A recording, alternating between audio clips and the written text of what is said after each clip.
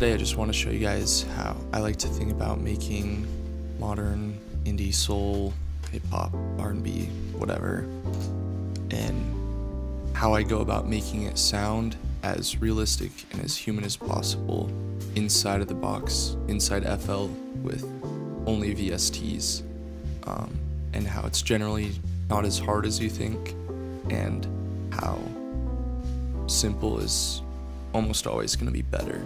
Where I usually like to start is just with chords. So this is just an electric piano from Synology, playing a pretty simple 2/6 progression. So D minor 9 going to an A minor 11. Probably heard it a million times, but it's a really good starting point for building the rest of your beat around.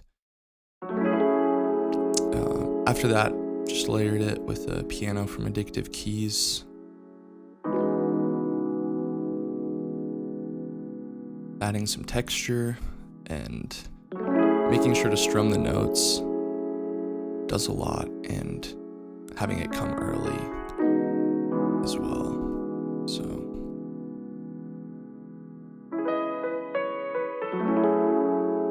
and then some variation in the second half.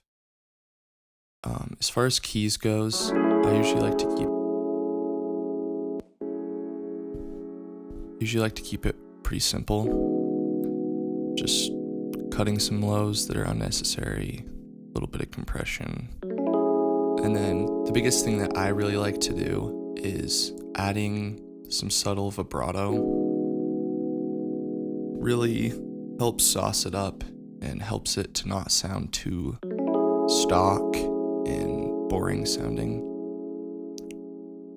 And then on the piano, yeah, literally just cutting lows. After that, just added this bass line.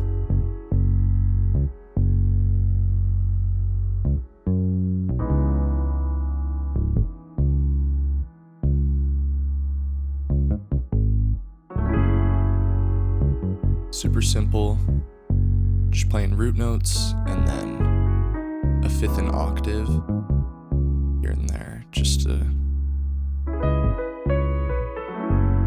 help sauce it up a little bit. So nothing crazy on that end. As far as processing, just a little couple dB of gain, just to help tame it a little bit, but still keeping lots of space for other instruments. You don't need to go too crazy.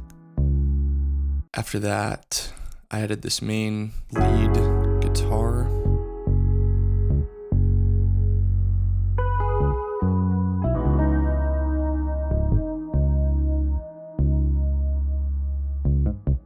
Generally for leads, something I like to do when something isn't coming to mind, if you're going for a more jazzy, soul-inspired thing, having your lead really hit either the 7th or the 9th of the chord that you're playing will help a ton. So in this case, I'm just starting on that E, which for a D minor 9 is the 9th.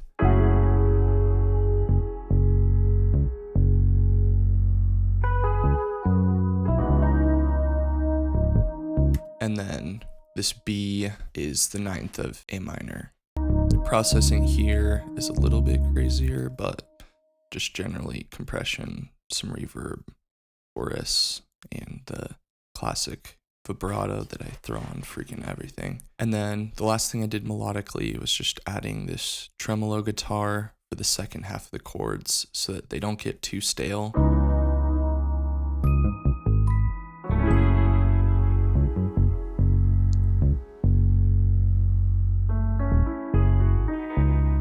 Adds a little bit more texture. I have them panned just to help the mix sound a little bit more 3D. Now onto the drums.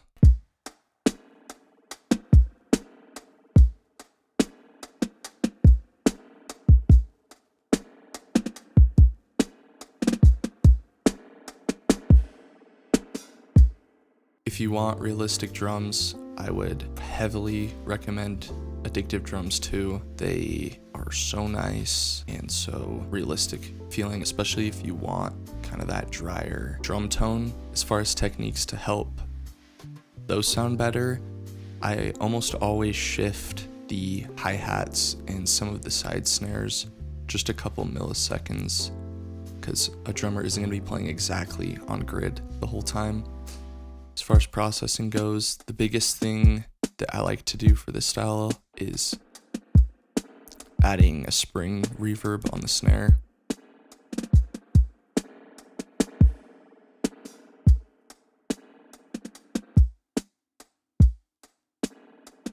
Really does a lot to help add space and just sounds super cool. Processing on the drum bus, just fatten them up a little bit, couple dB when the kick hits, little radiator, just adding some tube saturation. This apparently does nothing, don't know why that's there. And then decapitator, just saturating the mids a little bit, and then a clipper, and then reverb, just help put it in its own space. But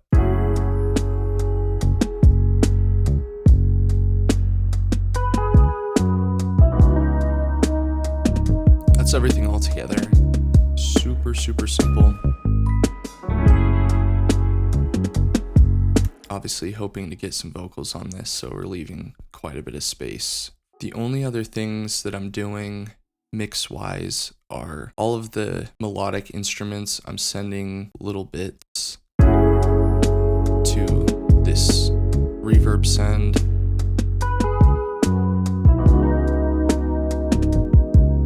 This is without it.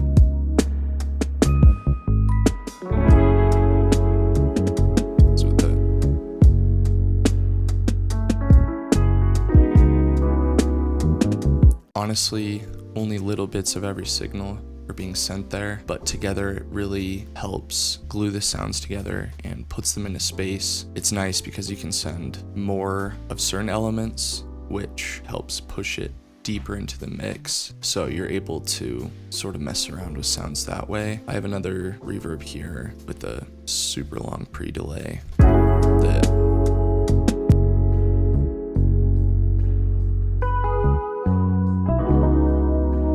just helps you push things back.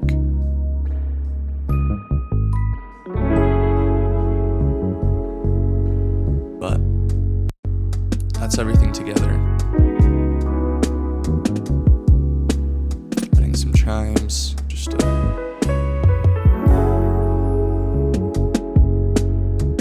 help add some transitions, but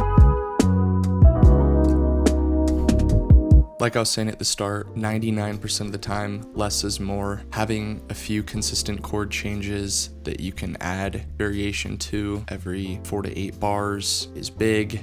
Little fills like this helps this groove not get boring, even though it really is just quarter note, hi-hats, some side snares, and a basic kick pattern. It's those small moments that will help the listener not get bored and add little licks here and there. That's about all I have for you guys though. If you want a more in-depth example of how I use sends to glue a mix together, let me know.